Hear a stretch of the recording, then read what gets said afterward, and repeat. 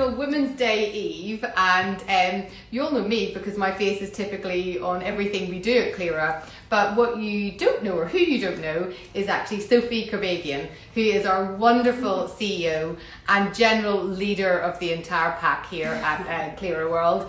And Sophie and I met. And this is a pretty good story actually for International Women's Day, because we were being really proper women at the time, weren't we? We were trying to juggle everything that there is with family and life, and we both had new babies. And I think Emma was juggling it quite a lot better than me, because it was my first baby. It was Emma's third baby. It was my third baby, and I actually didn't have any friends at the time who had babies because they'd already all had their babies. And I spotted this very relaxed, calm lady walking down the street with a new baby, and I thought to myself, she's going to be my friend. And from that, we became very good friends.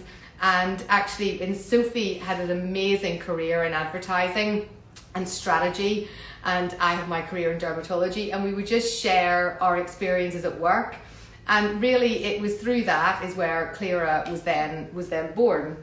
So, well, I remember you talking to me about Cleara in the playground, actually. Do you remember? Yeah. Years before. I remember the moment where we sat down on those stones. On the stones. Yes! His playground stones and talked about We've it. never talked about this. No, but that was the moment, the first mention. And I think that's probably quite a poignant thing, really, isn't it, whenever you think about women in business, is I think that relationships between women who make businesses together and startups, it probably starts in a slightly different way to men. And I suppose that provides a different framework within how the businesses might run. What does it mean, International Women's Day, to you, Sophie?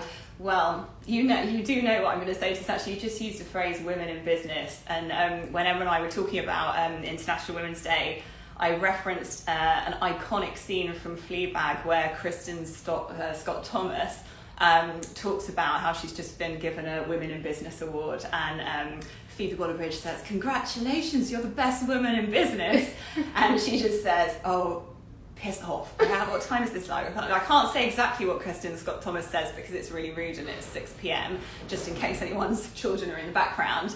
But she talks about it being infantilizing and a bit like a pat on the head. And I think, I don't want to start on a negative note, but I don't know if any other women out there feel like, I'm sure that they do, but when I go through my LinkedIn and I see, oh, well done, international women, yay, I just find it so patronising and a little sad that in the UK in this day and age that we have to have an International Women's Day, because I think actually the things that we need are pretty simple. We need to pay women the same that we pay men for doing the same job. And we also cut off women at the height of their powers when they have children so often because there's a lack of flexible working.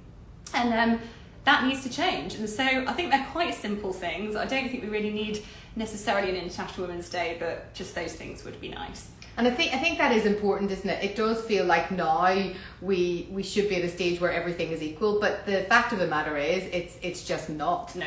And having a day that recognises women and women in business is actually really powerful, because it does then cement these amazing attributes that females have in terms of how they... Can you tell who's the positive person? The positive and the pessimist. But no, you are right. And actually that is why we wanted to come on here and do this, because I feel it is such a privilege to have been able to set up this business with one of my very best friends and have this female-led business, because what that means for us, for both of us, is that we can promote women. We can just make sure that we do pay the women that work for us the same that we would pay any men that work for us, and allow them to be as successful in their careers as they can be. Because I really feel that where you have a woman in your business, especially one that has had children and is kind of at work and juggling other stuff, we work so hard because we're so focused on delivering the job and then getting everything we've got to do done.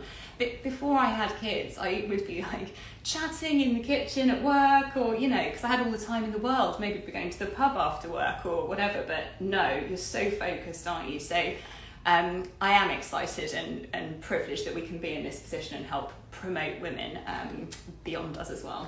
Yeah, I mean, I actually think that after having my children, that is whenever I became, and everyone used to joke, like, how do you get all this stuff done in the day, Emma? But I was actually, every time I had a child, I seemed to be able to get more stuff done because you just have to be so hyper-focused and hyper-organised. It's really true. It's really true. So what was it about us starting Clara is the thing that like stands up in your mind, is the thing that of why you wanted to do this and, you know, give up her super successful job in advertising. You know, she was the queen of strategy advertising. I hope none of my colleagues are watching that. Again, that was Sorry. you. So you just did exactly what you said you shouldn't do. I know, You gosh. just put yourself down whenever you win an award of how You're good right. you are. You're right. I'm an award-winning strategist. Yeah. And here I am. Well, in all honesty, I felt, I mean, to be able to start a business with an idea that honestly I believe in so strongly, with somebody I admire so much, the best in her field at what she does, absolute queen of dermatology. There was no way in a million years that I would not have done that. And I think anybody that I spoke to about it actually didn't really say, oh, you're so brave for doing that. They said, God, you're lucky to have that opportunity to do that. And that's how I felt about it as well.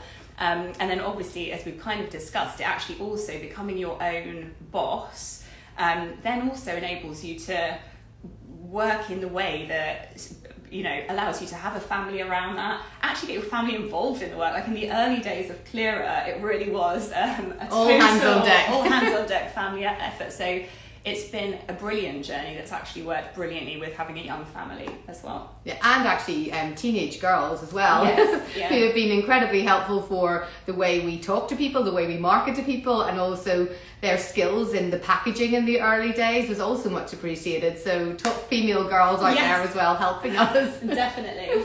And I was going to actually ask, whenever you, because we're a startup and we're a female founded startup with lots of female staff and male staff now, but these female founded startups, do they behave, like what happens with them? Do they do better than male founded startups? Is there a difference? Yeah, there is. And actually, I was quite surprised with what I learned because I started looking into this. I guess that's another good thing from International Women's Day.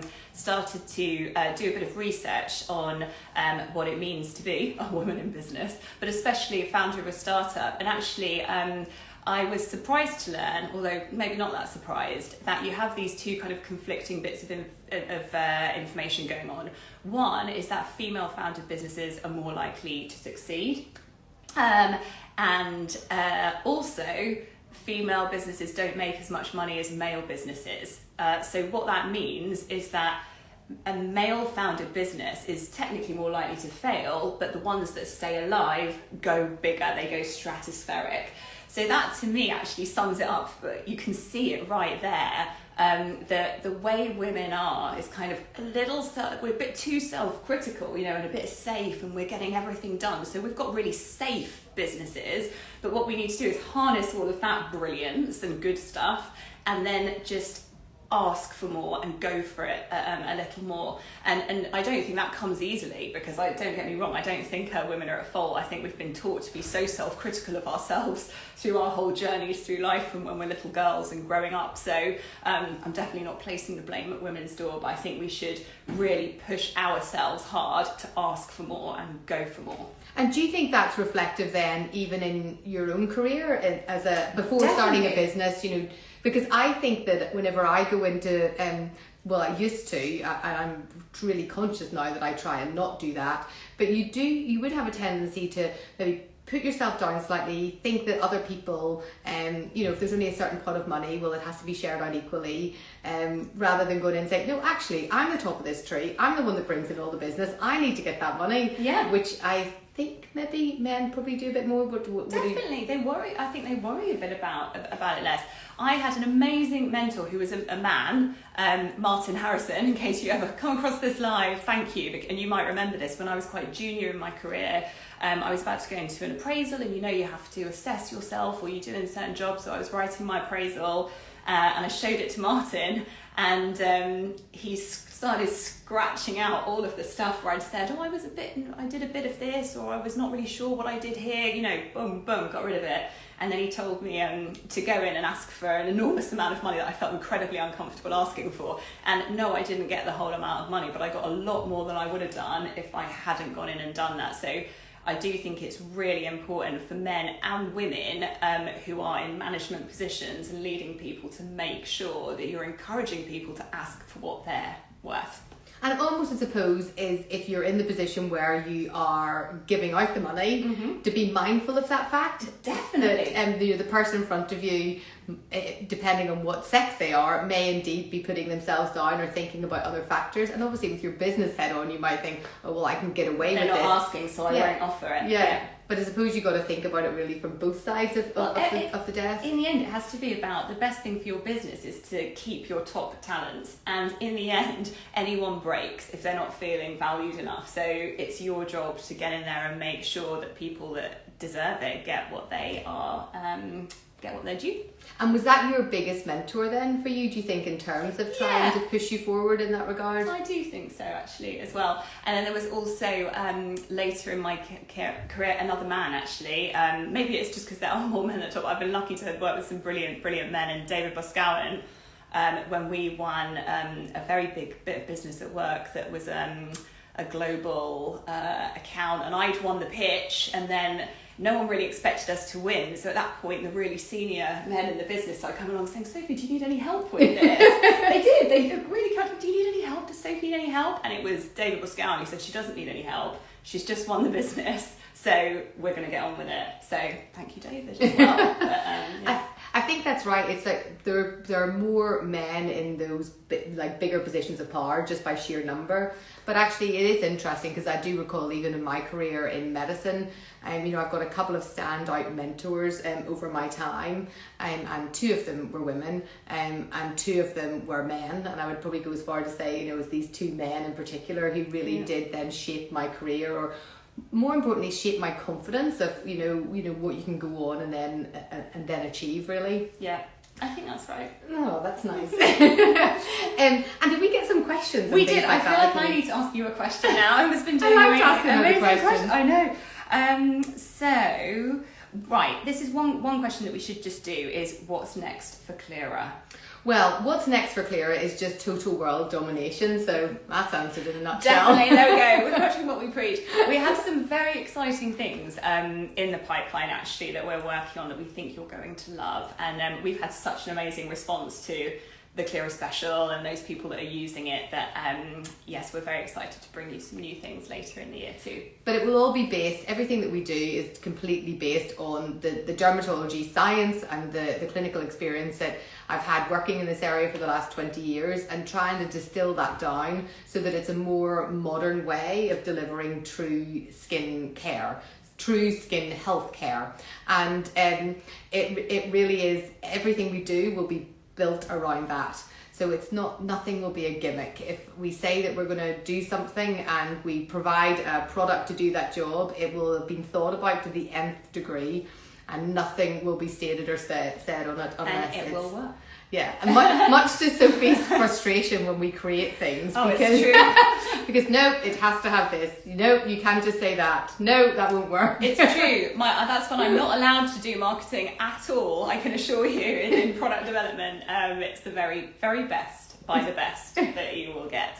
Okay. I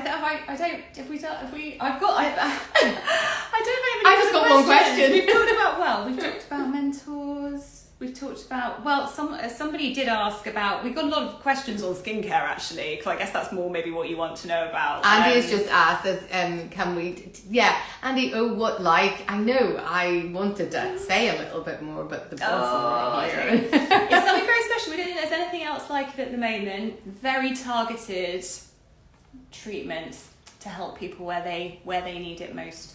Yeah, so things that are really not available at the minute at all anywhere else, and we're fixing things. Yes, so let's definitely leave that there. We got lots of skincare questions, so maybe we'll cover those another. Yeah, do those in another time. So thank you for joining us on International Women's Day Eve, if I could probably call it that, which I think I can. And I hope all the women and the men out there appreciate and enjoy tomorrow for International Women's Day proper. Thanks for joining. And hopefully soon we won't need to have this day anymore. Yeah, just for Sophie. Yes. Bye.